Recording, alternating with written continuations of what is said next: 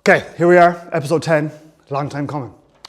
Yeah, we haven't been on in a while, so with the Open this week, nice time to see do my stats make any sense and have any standing in the future. Yeah, absolutely. So, first of all, we were obviously chatting during the week, up and down from Mullingar. The Open came up, and before we get into all that, I want to know, first of all, you had a great experience in 2006 at Hoylake, Tiger Woods. You hunted down Tiger Woods, for want of a better word. Yeah, we did. I was there playing final qualifying, which I didn't qualify in. My buddy's father has a house just on the back of Hoylake, so the plan was to stay there for the Open. And we didn't have any major plan to see Tiger. We did fancy him. We did end up backing him for the week and had a great time. But on the Tuesday morning, he notoriously used play his practice rounds early in the morning. So we got up at 5. We were sitting in the stand by the first, freezing and just not even knowing who was coming, and all of a sudden 20 past 5, Tiger walked out with Steve Williams and one security guy, and he joined a New Zealand player called David Smale. I've never heard or seen of him again, but it was literally myself, my buddy Dave, and we had Tiger to ourselves for maybe 4 or 5 holes, and I'll just never forget the first shot he hit. It was a shot that a guy at 20 past 5 didn't just roll out of bed. It was like this bullet 2-iron. And he was in complete professional mode, and it was amazing. It was absolutely amazing experience. He didn't really acknowledge us at all, which wasn't surprising. The security guard was like, actually I remember when he walked past, I kind of stood up, and those chairs that like, boom, they go up like that. And everyone kind of looked up, and I were like, Jesus. But yeah, it was. I'll never forget that shot. I can still see the ball flight. So we went straight to the bookies, and it was a good week. Successful week. Taking it back to your preference in terms of links courses in Ireland, what one stands out for you? Yeah, I'm a big links fan. Obviously love Lahinch. I think Portrush is probably my favourite golf course in terms of its design, location, how it plays. I'd always get the sense that it's in some ways different every time I play it. And the views there are just insane, like, you know, and you've got the 6 tee box where you look behind you see the most beautiful beach in the country, and then, you know, you look down past the 6th and onto the 7th, you can look all the way into Portrush Village, and it's just one of those, it's very much like Lahinch in a lot of ways. When you're driving into the towns, you just get that feeling of, oh, I just love being here.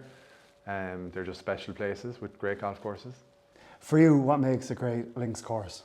I think, you know, variety. I suppose when you go back to Lahinch, you've got those blind shots and those blind greens, you know, on 4 and 5, 1, 2, 3, 4, 5. But Portrush is just a golf course that's going to test you whether there's wind, rain, or whether there's no wind, no rain. I've played it in both conditions, and you just have to. Obviously, links courses are a little bit more gettable with no wind, but you still have to play. You're still only one kind of bad shot away from being in a bit of a crisis or a bit of a jam. But yeah, like it's. I think a golf course that keeps you in tune with what you're doing every single shot is a great golf course for me. And then from like a preparation point of view, you have the North, obviously in Portrush in a few weeks' time. Leading up to that, how does your prep change? Yeah, I suppose it's just down to, you know, imagining when you know the golf course so well. I can see every hole in my head there very easily. Obviously, I'm in Cork, and Portrush is a long way away. I'll probably do a lot of practice more on the beach again, just to get focused on strike. And then when you get up there, it's a lot of pace putting, a lot of putting off greens, because you'll have a lot of those shots. And you know, just getting yourself into the tournament as best you can. You know. I was checking out the 100 top links courses in the world through Golf Digest. What would you reckon was number one? Links courses. Yeah. Royal County Down. Correct. Yeah. How come? Sometimes you wonder how those courses get rated. I actually don't know the answer to that. Like, yeah, like obviously I've an attachment to there because I won the amateur there in 2017. It is amazing. It would be right up there with my favourite golf courses. Again, it's got its own character. I think the 6th hole is the par 3. You climb up to the top tee there, the back tee. It's a complete like piece of heaven. It's amazing. Again, that's the views and the location of where it is.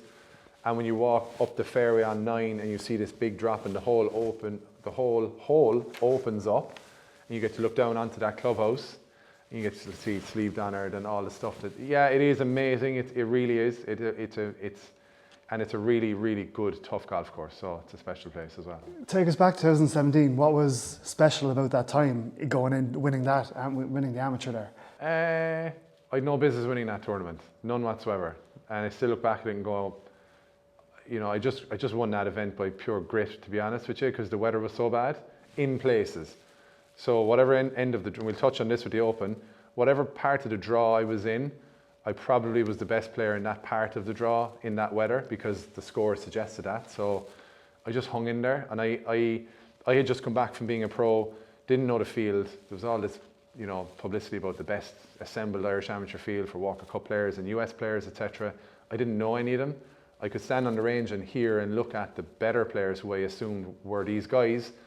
I just took it all in my stride really, and had a lot of time to myself that week. Got in the sea a lot, just kind of did my own thing. Ended up winning, so it was one of those ones. Happy days. We need another one. It'll come. So looking towards tomorrow's Open, in Troon, obviously the bookies have Scotty and Rory out in front, 4-1, 13-2 respectively.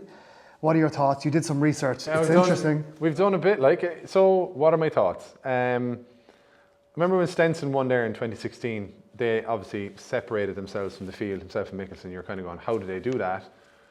It was a lot of long iron play and a lot of long putts. Now they kept the ball in play for sure.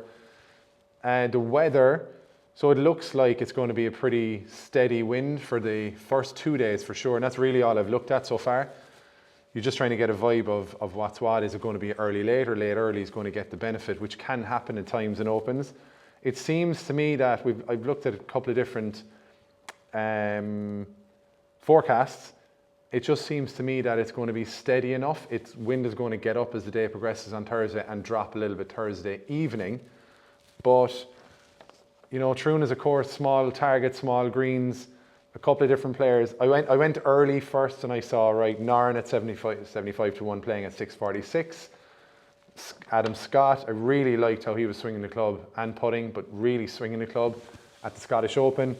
He's playing at 730 and he's 55-ish to 1. You've got Oberg at 947, 16 to 1. Again, I think it's a bit short for him, but especially in that type of wind, you're not quite sure, but he's an amazing player. You've Rory then at 8 to 1. Nobody knows really, just nobody knows. Like, I was interested in his interview last week.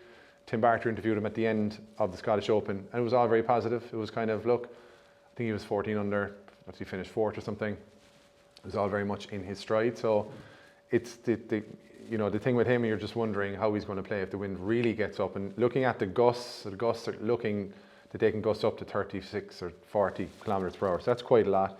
I really like Shane Lowry's chances. I was looking at some stuff last night on Instagram. Like, he's obviously, you know, very popular or very known for having this amazing wedge technique and wedge game. I was watching him just getting out of bunkers last night. It always looks with Shane, he does it a lot easier than most people. And obviously I'd love to see him win that. I'm a big Lowry fan. He's a 33 to 1 playing at 259. I think that's quite a big price for him. But the person I've kind of landed on is Tony Finau, and people might say, why? I've looked at his stats over the last 3 weeks. He has had 3 top 10s. It's from the US Open to now, and he's been gaining shots on the field, on the greens, every week, week on week. So that's something he's never really done. He's never been known for being a super putter. And I think that's largely because, you know, his game is really progressing, and it's largely because of his putting. So he's playing a 925. If it is a kind of a draw that's lending itself to an early late, potentially he's a standout there. I look back at his Open performances. He was 3rd in Portrush when the weather was fairly bad.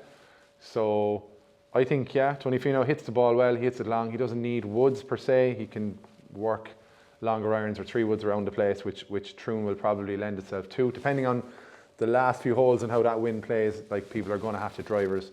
Again, he's a longer player and he's trending the right direction. So 40 to 1, he might be a really interesting bet, you know?